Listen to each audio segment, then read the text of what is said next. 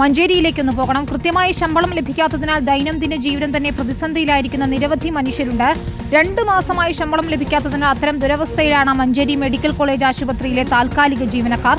560-ലധികം വരുന്ന താൽക്കാലിക ജീവനക്കാരാണ് പ്രതിസന്ധി നേരിടുന്നത്. ജീവനക്കാരുടെ പ്രതിഷേധത്തിനൊടുവിലാണ് കഴിഞ്ഞ ദിവസം 1 മാസത്തെ ശമ്പളം നൽകാനെങ്കിലും അധികൃതർ തയ്യാറായത്. 2 മാസത്തെ ശമ്പളത്തെക്കുറിച്ച് അധികൃതർക്ക് ഒന്നും പറയാനില്ല എന്നാണ് ഇപ്പോൾ ജീവനക്കാർ പറയുന്നത്.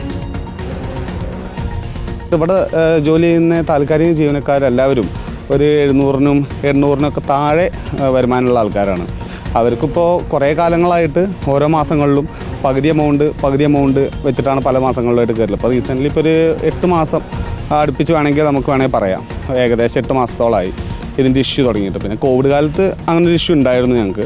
പക്ഷേ കോവിഡ് ആയതുകൊണ്ട് പിന്നെ നമ്മൾ ഒന്നും പറയുന്നില്ല. പക്ഷേ ഇപ്പോൾ അതൊക്കെ കഴിഞ്ഞ് ഞങ്ങൾക്ക് ഏകദേശം ഇത്രയും സമയമായതുകൊണ്ട് ഞങ്ങൾക്ക് ഭയങ്കര ബുദ്ധിമുട്ടുണ്ട് ജോലിക്ക് വരാൻ പോലും. ഞങ്ങളുടെ സ്റ്റാഫ് നേഴ്സ് മുതൽ എല്ലാ ഡിപ്പാർട്ട്മെൻറ്റിലും താൽക്കാലികക്കാർ വർക്ക് ചെയ്യുന്നതാണ്. കഴിഞ്ഞ 7-8 മാസമായിട്ട് തുടർച്ചയായിട്ട് സാലറിയുടെ ഒരു പ്രശ്നം നേരിട്ടുകൊണ്ടിരിക്കുകയാണ്. കഴിഞ്ഞ ഓണത്തിന് പോലും ഞങ്ങൾക്ക് സാലറി ഉണ്ടായിരുന്നില്ല. ഓണം കഴിഞ്ഞ് 2-3 ദിവസം കഴിഞ്ഞിട്ടാണ് 1 മാസത്തെ പെൻഡിങ്ങുള്ള സാലറി പകുതി തന്നത്. സാലറി ഇല്ലാതാണ് ഈ കാലത്ത് ഓണം പോലും ആഘോഷിച്ചത്. ഹോസ്പിറ്റൽ നല്ല രീതിയിൽ നടക്കണം എന്നുള്ളതുകൊണ്ട് ഞങ്ങൾ കഴിവതും പിടിച്ചു നിൽക്കുകയാണ് ചെയ്യുന്നത്. എങ്ങനെയാണ് ജീവിക്കേണ്ടതെന്ന് അറിയാം. ജോലി ഉണ്ടായിട്ടും കടം വാങ്ങിയിട്ടും മറ്റുള്ളവരുടെ മുന്നിൽ കൈ നീട്ടി ജീവിക്കുക എന്ന് പറയുന്നത് വല്ലാത്തൊരു തരം അവസ്ഥ തന്നെയാണ്. അഷ്കർ അലി കരിമ്പ് ചേരുന്നു. അഷ്കർ, അത് തന്നെയാണ് അവർ പറയുന്നത് പോലെ ജോലി ഉണ്ടായിട്ടും ഇത്തരത്തിൽ മറ്റുള്ളവരുടെ മുന്നിൽ കൈനീട്ടേണ്ടി വരുന്ന ഒരു അവസ്ഥയാണുള്ളത്.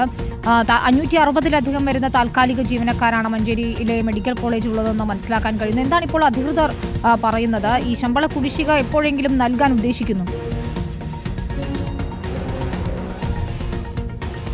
വിനിത, 8 മാസമായി മഞ്ചേരി മെഡിക്കൽ കോളേജിൽ ജോലി ചെയ്യുന്ന 560-ലധികം വരുന്ന താൽക്കാലിക ജീവനക്കാരാണ് ഈ പ്രതിസന്ധി അനുഭവിച്ചു വരുന്നത്. പലപ്പോഴും ഇത്തരത്തിലുള്ള പ്രതിഷേധങ്ങൾ നടത്തുകയും സമരങ്ങൾ നടത്തുകയും ചെയ്യുമ്പോഴാണ് തുച്ഛമായ ശമ്പളത്തിൻ്റെ അല്ലെങ്കിൽ ഏതെങ്കിലും ഒരു ഭാഗമെങ്കിലും ഒരു വിഹിതമെങ്കിലും ഇവർക്ക് ലഭിക്കുന്നത്. കഴിഞ്ഞ ദിവസം തന്നെ ഇവർ വലിയ പ്രതിഷേധവും അതുപോലെ തന്നെ സമരങ്ങളും നടത്തിയതിനു ശേഷമാണ് അവസാന മാസത്തെ ഒരു ശമ്പളം ഇവർക്ക് നൽകുന്നത്. പക്ഷേ ഇപ്പോഴും 2 മാസത്തെ ശമ്പളം ഇപ്പോഴും ഇവർക്ക് നൽകാൻ പെൻഡിങ്ങായി നിൽക്കുന്നു എന്നുള്ളതാണ്. കഴിഞ്ഞ ഓണത്തിന് പോലും ശമ്പളം ലഭിക്കാത്ത ജീവനക്കാരായി ഇവർ മാറി എന്നുള്ള അത്രയും ദയനീയ സാഹചര്യങ്ങളിലേക്ക് ഇവർക്ക് പോകുന്നത് കൊണ്ട് തന്നെ ഇവരുടെ ജീവിതം തന്നെ വലിയ ബുദ്ധിമുട്ടിലേക്ക് പോകുന്ന അവസ്ഥയുണ്ട്. പലരും കണ്ണീരോടുകൂടിയാണ് നമ്മളോട് സംസാരിക്കുന്നത്. അതത് ദിവസത്തെ ചെലവുകൾ പോലും കൂട്ടിമുട്ടിക്കാൻ കഴിയാത്തൊരവസ്ഥയിലേക്ക് കാര്യങ്ങൾ എത്തുന്നു.